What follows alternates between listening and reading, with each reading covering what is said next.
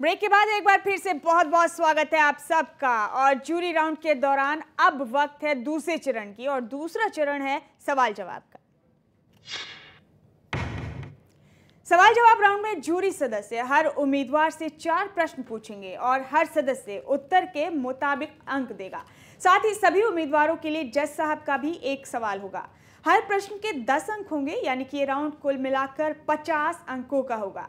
Jury निर्धारित 17 विषयों में से किसी भी विषय पर प्रश्न पूछ सकती है, जबकि जज साहब का प्रश्न सभी उम्मीदवारों के लिए एक ही होगा।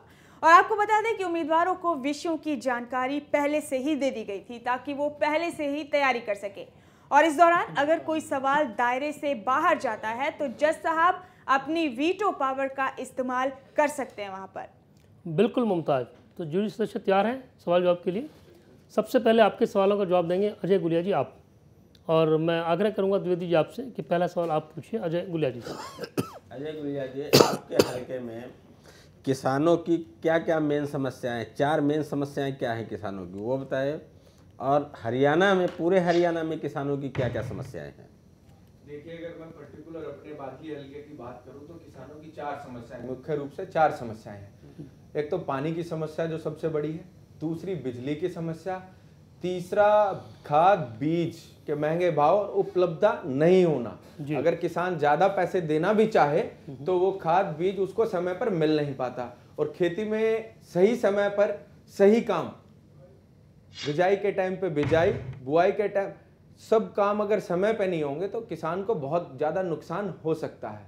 और चौथी जो समस्या है वो है खरीद की, कि किसान अगर किसी वर्ष भगवान की मेहर हो जाए, बारिश हो जाए, बारिश पर बहुत निर्भर है, अगर बारिश हो जाए और फसल ठीक भी हो जाए, फिर भी उसको अपने फसल का सही मूल्य मिल नहीं पाता है। सरकार की ऐसी कोई भी योजना नहीं है जिससे वो सही मूल्य पर अपनी फसल को बेच सके।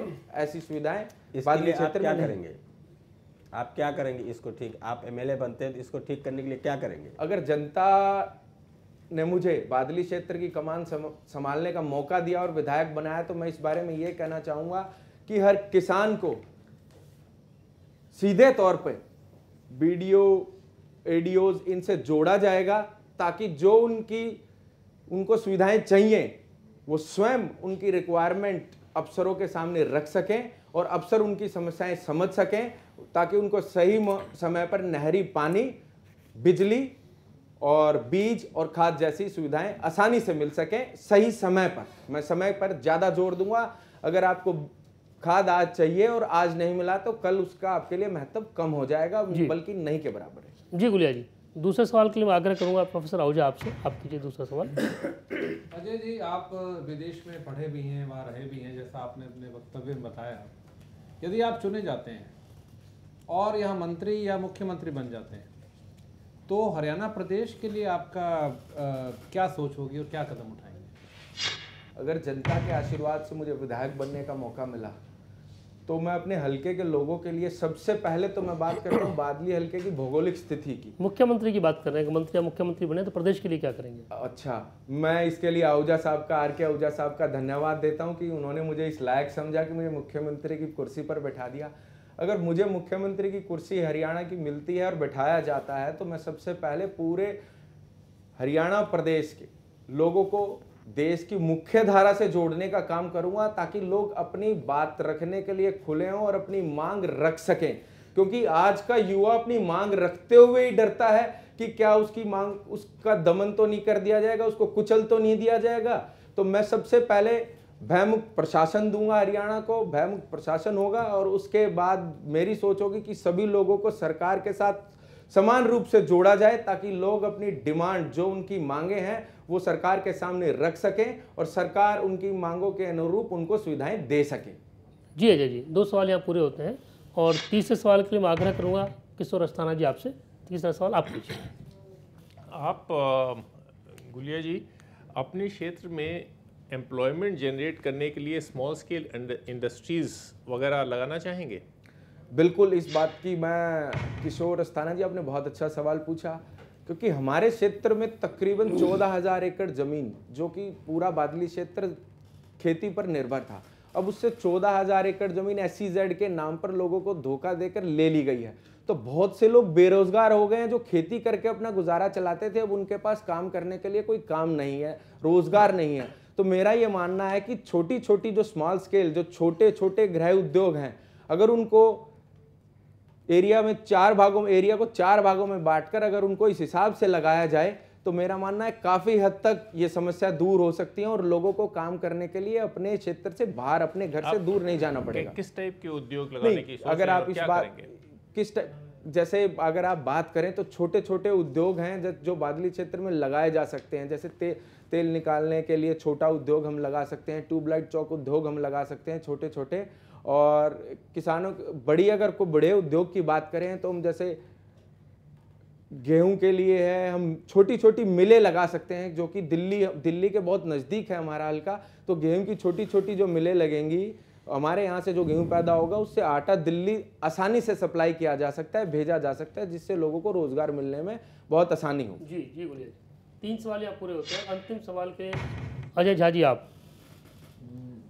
अजय जी, आप ये बताइए कि किसानों को जो फसल का समर्थन मूल्य है वो सरकार तय करती है, आपके हिसाब से वो उस पर क्या होना चाहिए, पैमाना क्या होना चाहिए, किस आधार पर वो तय होना चाहिए समर्थन मूल्य? देखिए झा साहब, इस बारे में नहीं, मैं सबसे पहले ये बात करना चाहूँगा कि समर्थन मूल्य सरकार तय करती है और वो नियम भी है और वर्षों से सरकार ही तय करते आई है और सरकार ही उसको तय करे। लेकिन मैं एक चीज़ जो मानता हूँ, किसानों की उसमें नुमाइंदगी होनी चाहिए, किसानों को भी अपनी बात रखने का अधिकार होना चाहिए। सरकार बोलती है, कोई भी सरकार, जैसे सरकार है पिछले 9 साल से प्रदेश की, वो बोलती है कि हमने समर्थन मूल्य 100 रुपए बढ़ा दिया, 150 रुपए बढ़ा दिया। लेकिन मैं उस बारे में ये पूछना चाहता हूं लोगों से कि 100 रुपए और 150 रुपए तो बढ़ा दिया गया है, लेकिन सवाल का जवाब दीजिए कि खाद बीज के जो कीमतें हैं वो 4 गुना और 5 गुना बढ़ गई हैं, तो वो मैच नहीं कर पाती। इसलिए मैं चाहता हूं किसानों को भी उस कमेटी में, उस संस्था के अंदर मौजूद होना चाहिए, ताकि वो अपना प्रतिनिधित्व कर सके और बता सके कि हमारा इतना खर्चा हुआ है, ज्यादा खर्चा हुआ है और हो रहा है फसलों पे,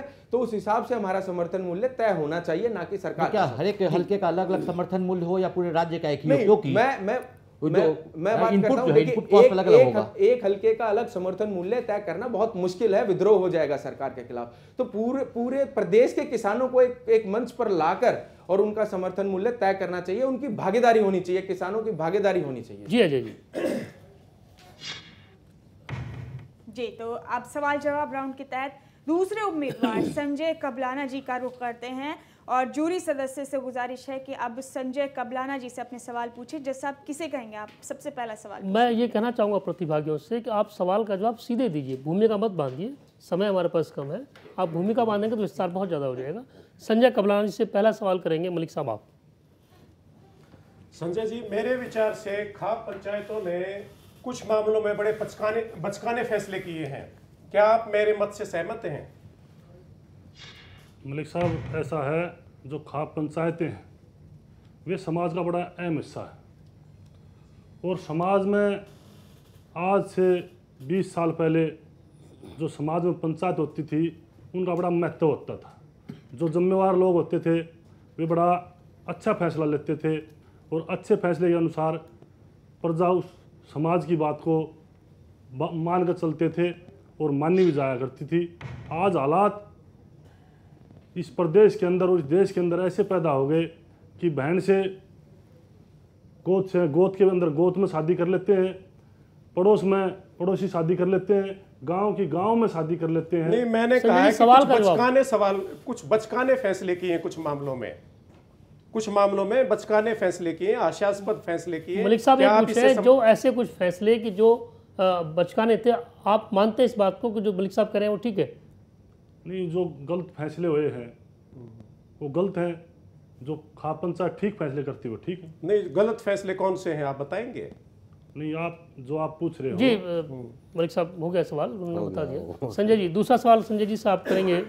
अस्थाना जी, आप दूसरा सवाल आप कीजिए। आपके हल्के में बिजनेस को, व्यापार को ऊंचा करने के लिए, उन्नत करने के लिए क्या करना चाहिए? आप क्या करेंगे? अगर एमएलए हैं तो आप व्यापार अच्छा करने के लिए क्या करेंगे उस एरिया में?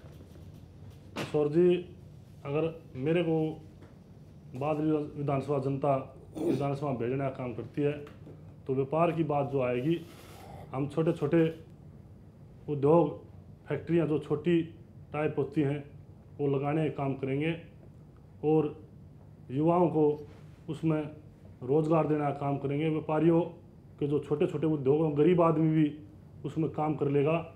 बड़ा उद्योग में बहुत ज़्यादा पैसे लगने की उम्मीद होती है, छोटा उद्योग व्यापारी आराम से काम कर सकता है। जी संजय जी, 2 सवाल संजय कबलाना से पूरे होते हैं और तीसरे सवाल के लिए मैं रिक्वेस्ट करूंगा द्विवेदी जी आपसे, तीसरा सवाल आप कीजिए।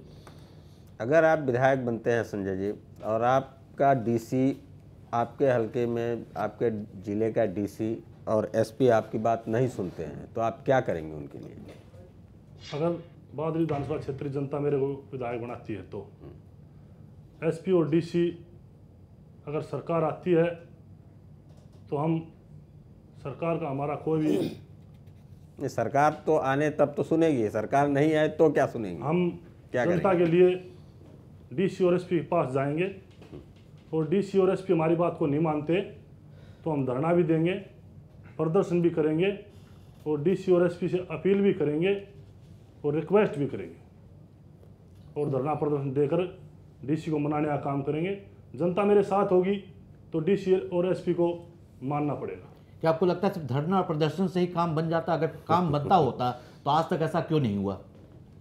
नहीं, जब सरकार नहीं होती और विपक्ष का एमएलए होता है तो विपक्ष का एमएलए तो वो अपील कर सकता है डीसी एसपी को जाकर ये काम करने का है या नहीं है, ठीक काम को करना चाहिए। अगर कोई बात ऐसी होती है तो धरना भी देना पड़ता है जनता के आपको ये लिए। लगता है एमएलए बनकर आप डीसी और एसपी के ऊपर आश्रित रहेंगे अपना काम करवाने के लिए, या अपने अंदर आपका आगे भी कुछ कुछ मुद्दा जाए। है, अपने अंदर कोई जज्बा है कि आप काम करवा सकते हैं? नहीं, वही हम जानना चाहते हैं, कैसे आप काम करवाएंगे? हम काम कराएंगे, हमारे अंदर जज्बा होगा, हम अपना काम करेंगे, अपना खुद भी काम करेंगे और डीसी और एसपी से अपने रसूख से, अपने व्यवहार से हम काम कराने की कोशिश करेंगे। जी संजय जी, 3 सवाल यहाँ पूरे होते हैं। अजय झा जी।